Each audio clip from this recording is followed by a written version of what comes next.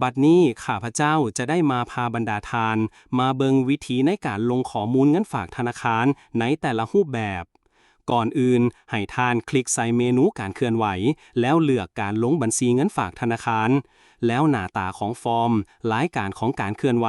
การบัญชีเงินฝากธนาคารก็จะปรากฏขึ้นมาภายหลังที่ทานได้เห็นหน้าตาของฟอร์มรายการของการลงข้อมูลบัญชีเงินฝากธนาคารแล้วบัดนี้ข้าพเจ้าจะได้มาอธิบายเกี่ยวกับหน้าที่ของบรรดาปุ่มต่างๆให้บรรดาทานได้เข้าใจกันก่อน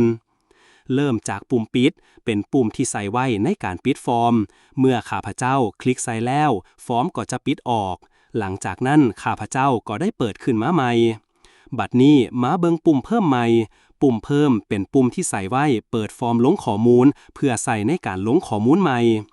ปุ่มแก้ไข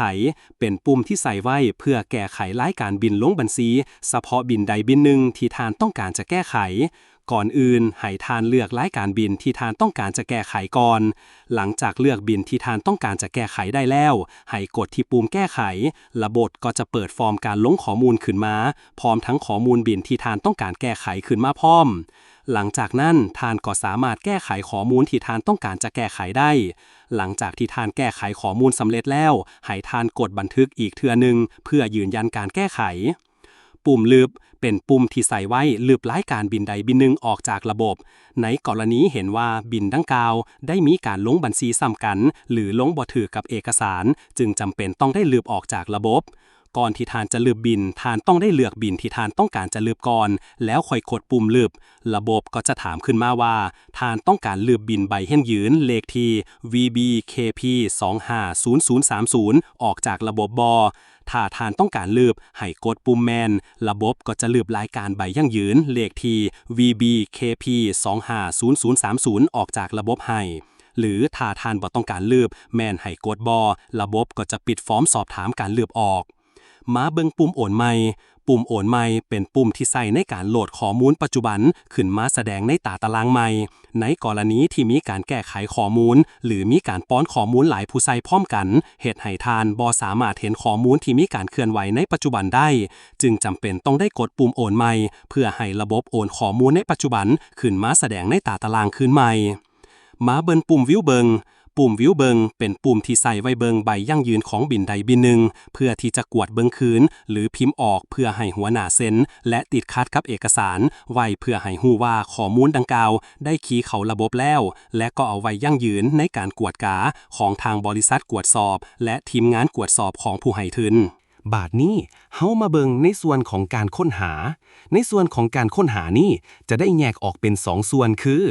การค้นหาตามวันที่ของใบยั่งยืนและการค้นหาตามเลขที่ของใบยั่งยืน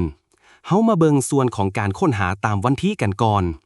อนอื่นแม่นทานต้องได้เลือกช่วงเวลาในการค้นหาก่อนเช่นถ้าต้องการค้นหารายการเคลื่อนไหวแต่วันที่1เดือน1ปี2025หาวันที่10เดือน1ปี2025แล้วกดปุ่มค้นหา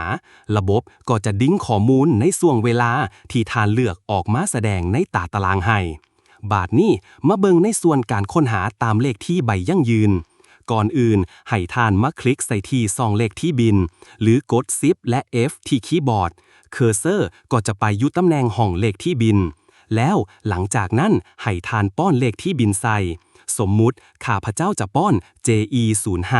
แล้วกด Enter ที่คีย์บอร์ดหลังจากนั้นระบบก็จะโหลดข้อมูลเลขที่ใบยั่งยืนที่ขึ้นต้นด้วย JE05 ขึ้นมาให้ทั้งหมดบอกว่าจะเป็นของปีใดก็ตาม